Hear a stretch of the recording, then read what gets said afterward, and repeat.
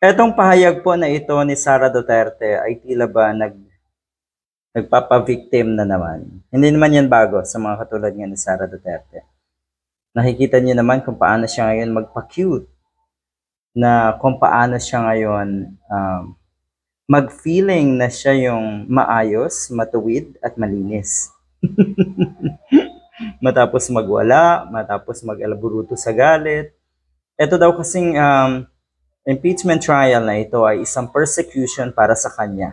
Sort of crucifixion or crucifixion daw ang ginagawang ito. Kaya pala nasabi na itong isang ito, dati pa na gusto niya ng bloodbath dito sa trial na to.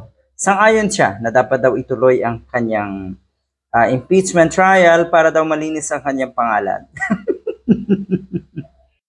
At siguro sinabi na niya yan, yung linya nga niya na kuno ay gusto niya, pabor siya doon sa impeachment trial na ituloy na. Kasi siguro alam na niya na meron na siyang sapat na numero, sapat na bilang sa Senado. Ganyan naman eh. Pero sa loob-loob niyan, kahit papano, kabado pa rin etong isang ito. Lalo na nga't napasama sa prosecution panel etong si former Senator Leila de Lima at si Attorney Chel Jokno. May sagot. Ang sabi nga ng article na ito, pinitik ni former Senator de Lima etong si Sara Duterte sa kanyang hirit nga na crucifixion, etong gagawing impeachment trial. Ang sabi dito, crucifixion kung walang basihan.